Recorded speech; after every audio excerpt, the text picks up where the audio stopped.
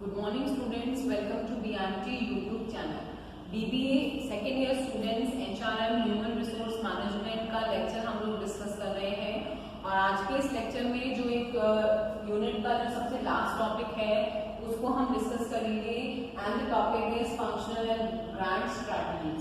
अब तक हमने HRM में बेसिकली डिफरेंट कॉन्सेप्ट्स को डिस्कस करने की कोशिश की है कि भाई HRM क्या होता है, how it is different from HRD, और इसके अलावा स्ट्रैटेजीज क्या होती हैं, जैसे कि स्ट्रैटेजिक कंट्रोल के बारे में हमने समझने की कोशिश करी, ऑपरेशनल कंट्रोल क्या होता है उसको हमने समझने की कोशिश की कि भाई जब हम HRM या ह्यूमन रिसोर्सेज का मैनेजमेंट करते हैं तो वो शॉर्ट टर्म नहीं होता है, उसके लिए अलग अलग तरीके की स्ट्रैटेजीज मैनेज करनी पड़ती है जिससे चीजें हम लॉन्ग टर्म तक कंटिन्यू कर सकें। तो आज के इस टॉपिक में बच्चों हम यही समझने की कोशिश करेंगे कि भाई फंक्शनल और ग्रैंड स्ट्रैटेजीज क्या होती है and how it is linked with human resource management. Okay, class start करने से पहले मैं आपको इंस्ट्रक्ट कर दूं कि आपको कंटेंट समझने के लिए वीडियो को लास्ट तक देखना है। कहीं भी कोई प्रॉब्लम है तो कमेंट सेक्शन में मेंशन करना है। अटेंडेंस मार्क करने के लिए अपना नाम कमेंट सेक्शन में लिखें और इस वीडियो के लिंक के साथ इस नोट्स को भी अटैच करना है जिससे कि आप इनको वर्ड टू वर्ड फॉलो कर सकते हैं। तो चलिए आज का टॉपिक स्टार्ट करते हैं। जैसा मैंने बताया सब्जेक्ट इज HRM जो हम लोग डिस्कस करते हैं और आज का टॉपिक है फंक्शनल एंड ब्रांड स्ट्रैटेजी। दोनों अलग अलग तरह की स्ट्रैटेजीज हैं, क्या है इनके कंटेंट को हम समझेंगे। उससे पहले मैंने एक छोटा क्वेश्चन इसलिए लिया है कि भाई ये तो समझ लें कि स्ट्रैटेजीज क्या है। ऑल्दो मैंने प्रीवियस लेक्चर्स में आपको बहुत बार इस चीज को क्लियर भी करने की कोशिश की है। स्ट्रैटेजी को बेसिकली एक रणनीति कहा जाता है, एक particular type of long term planning, उसे हम स्ट्रैटेजी कहते हैं। कि जब हम चीजों को प्लान करना चाहते हैं या मैनेजमेंट फंक्शंस को जब हम स्टार्टअप करते हैं तो वहां पर स्ट्रैटेजिक प्लानिंग बहुत इंपॉर्टेंट होती है। तो यहाँ समझते हैं कि स्ट्रैटेजी क्या है। A strategy could be a plan or course of action or set of decisions making, a pattern of creating a common thread. The pattern or common thread related to organizational activity which are derived from the policies, objectives and goals. बहुत simple शब्दों में अलग अलग तरीकों से यहाँ बनाने की कोशिश की है कि भाई स्ट्रैटेजी क्या है। स्ट्रैटेजी प्लान होता है, एक कोर्स ऑफ एक्शन होता है, एक सेट ऑफ डिसीजन मेकिंग होता है, डिसीजन मेकिंग, और it is basically a pattern of creating a common thread कि कोई भी एक्टिविटी हो तो एक सेट ऑफ रूल्स आपने बना दिए कि कोई भी एक्टिविटी को परफॉर्म करनी है तो आपको इस स्ट्रैटेजी को फॉलो करना होगा। तो उसे हम क्या कहते हैं, स्ट्रैटेजी, जो बेसिकली कहां से डिराइव होती है, पॉलिसीज, ऑब्जेक्टिव्स और गोल से, related to pursuing those activities which can move organization's current position to the desired future state. Basically strategy बनाई क्यों जाती है, जिससे कि कंपनी की जो करंट स्थिति है उसको नजरिए में रखते हुए फ्यूचर में चीजें आप कैसे बेहतर कर सकते हैं, तो उसके लिए हमें स्ट्रैटेजी बनानी होती है। बिना सोचे समझे चीजों को, पॉलिसीज को, ऑब्जेक्टिव्स को नहीं निर्धारित किया जाता है।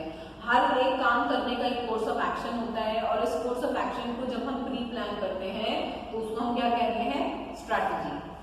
Concern with the resources necessary for implementing a plan और following a course of action connected to the strategic position of the firm. ये आपको हमेशा ध्यान रखना है कि कोई भी स्ट्रैटेजी आप बनाएंगे वो कंपनी के रिसोर्सेज से जुड़ी रहती है।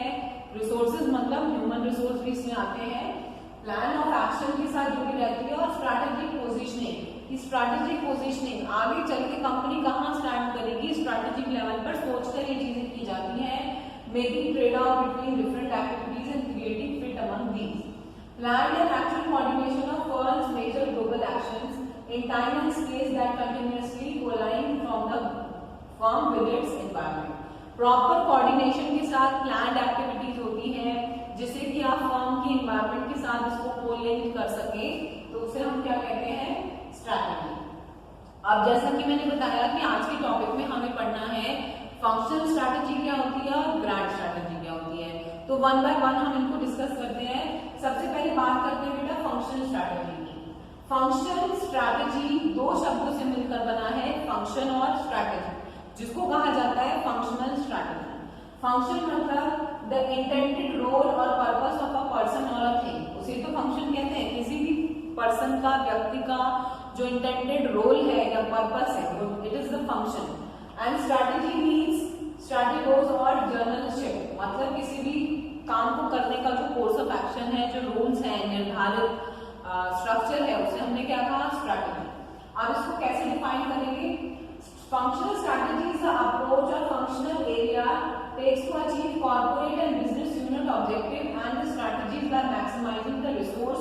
productivity.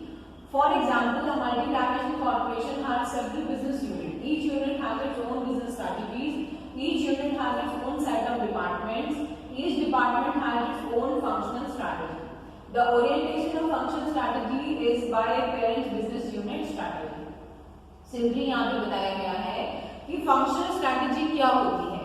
किसी भी फॉर एग्जांपल अगर हम किसी मैन्युफैक्चरिंग यूनिट की बात करते हैं तो उस यूनिट का अपना एक डिपार्टमेंट है, उस डिपार्टमेंट के अंदर अपने अपने अलग अलग सेक्शंस हैं जहाँ पर लोग काम कर रहे हैं। तो हर एक डिपार्टमेंट का काम करने का जो अपना फंक्शनल तरीका है, जो फंक्शनल सेट ऑफ रूल्स है, उसे हम क्या कहते हैं, functional strategy. Functional strategy is the approach a functional area takes to achieve corporate and business unit activity.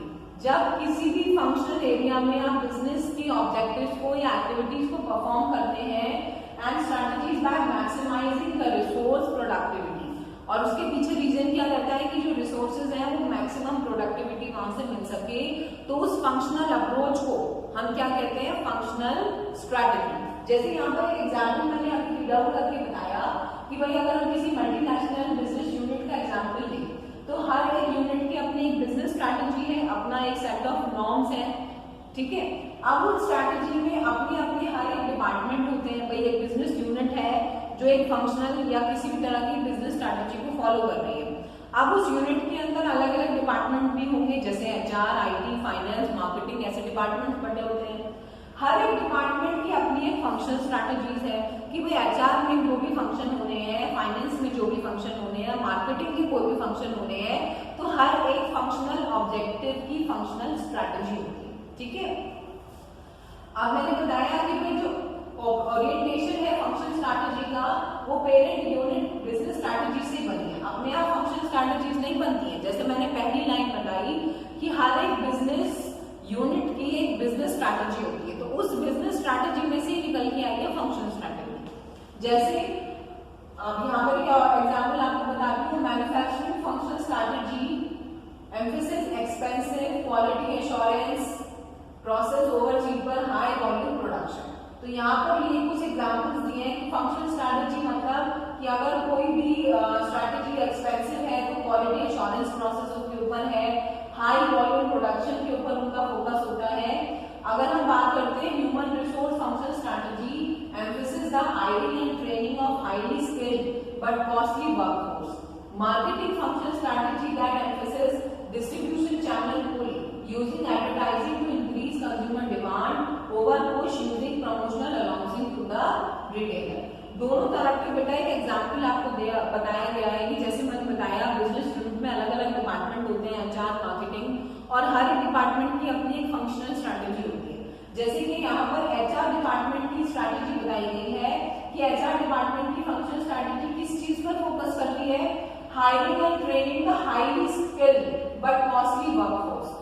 यहाँ पर फंक्शनल स्ट्रैटेजी है कि आपको हायरिंग और ट्रेनिंग करनी है ऐसे वर्कफोर्स की जो बहुत ज्यादा स्किल्ड हो। मार्केटिंग फंक्शनल स्ट्रैटेजी क्या कहती है, डिस्ट्रीब्यूशन चैनल को पुल करना है जिससे एडवर्टाइजिंग इंक्रीज हो। डिस्ट्रीब्यूशन कब बढ़ेगा, जब एडवर्टाइजिंग इंक्रीज हो जाएगी। And demand push using promotional announcing to the retailer. Pull और पुश स्ट्रैटेजी का यहाँ पर यूज हो रहा है, बट ये फंक्शनल स्ट्रैटेजी के अंदर आता है। समझ में आया? इसके साथ अब हम इसके ऑब्जेक्टिव्स को पढ़ते हैं। भाई सबसे पहला ऑब्जेक्टिव फंक्शनल स्ट्रैटेजी का होता है producing at a net profit in business, profitability ना, ये भी बहुत जरूरी है। जब फंक्शनल स्ट्रैटेजी है तो जो भी ऑपरेशनल फंक्शन परफॉर्म हो रहे हैं तो उसमें प्रॉफिटेबिलिटी आना जरूरी है। मार्केट शेयर को गेन करना, होल्ड करना, ह्यूमन टैलेंट, ऐसा टैलेंट रिक्रूट करना जो क्वालिटी वाइज भी अच्छा हो। Financial health, acquiring financial capital and positive return आने चाहिए। कॉस्ट एफिशिएंसी होनी चाहिए कि रिसोर्सेज को ऐसा यूज करो कि कम से कम कॉस्ट में ज्यादा से ज्यादा प्रोडक्टिविटी आए। प्रोडक्ट की क्वालिटी के ऊपर भी ध्यान जाता है, हाई क्वालिटी प्रोडक्ट, इनोवेशन, नए प्रोडक्ट नए प्रोसेस को इनोवेट करना है। And social responsibility is also one of the objective of functional strategy.